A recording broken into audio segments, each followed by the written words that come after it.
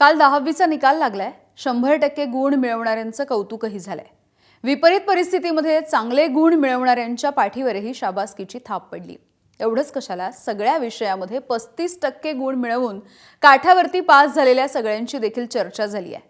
मुंबईतली एक सिनियर विद्यार्थिनी देखील अशीच सध्या चर्चेत आहे.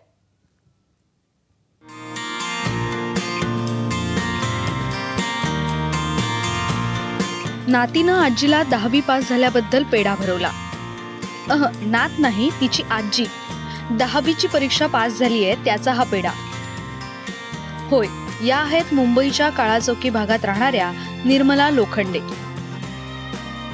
वयाच्या 68व्या वर्षी त्यांनी 10वीची परीक्षा दिली आणि 50% गुण मिळवून त्या उत्तीर्ण झाल्या.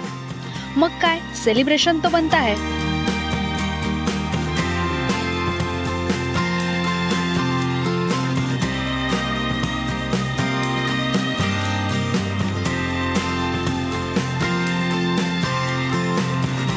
सातवीनंतर शिक्षण सोडलं आणि संसार सुरू झाला.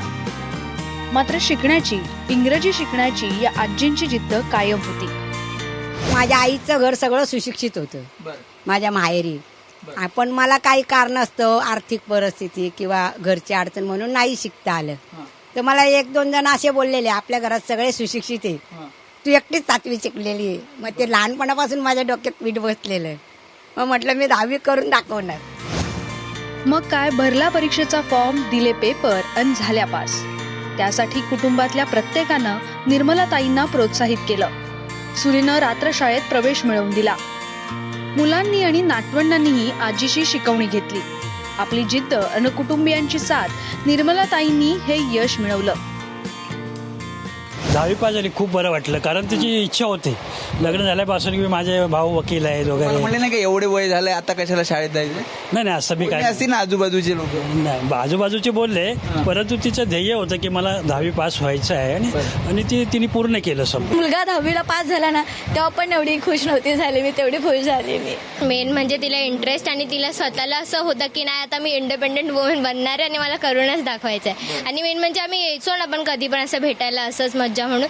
तर मज्जा नाही, तू मला हे शिकव, हे इंग्लिश मधलं हे शिकव, सायन्स मधलं हा डायग्राम शिकव. आजीला हो, मी माझ्या आजीला स्पेलिंग्स तिला यायच्या नाही, तर मी तिला सगळं शिकवायची.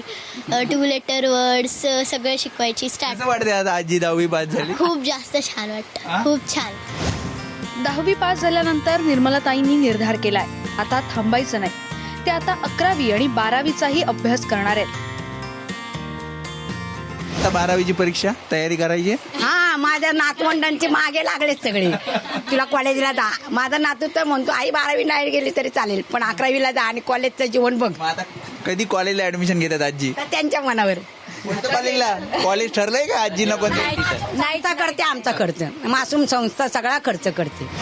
या वयातही घरात बसून काय करायचं, आपली राहिलेली स्वप्न पूर्ण केली पाहिजे, या आजींनी आपल्या कृतीतून हाच संदेश दिलाय.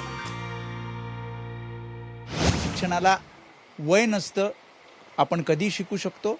मात्र एक आवड, एक जिद्द हवी. आणि ती जिद्द कशी असावी किंवा कशा प्रकारे या पायऱ्या त्यांनी पार केल्या, हे निर्मला आजींनी आपल्याला सांगितलं. त्यामुळे अनेकांसाठी एक प्रेरणादायी उदाहरण या निर्मला आजी आहेत. कॅमेरामॅन विनय राजभरसह वेदांत नेब, ABP माझा, मुंबई.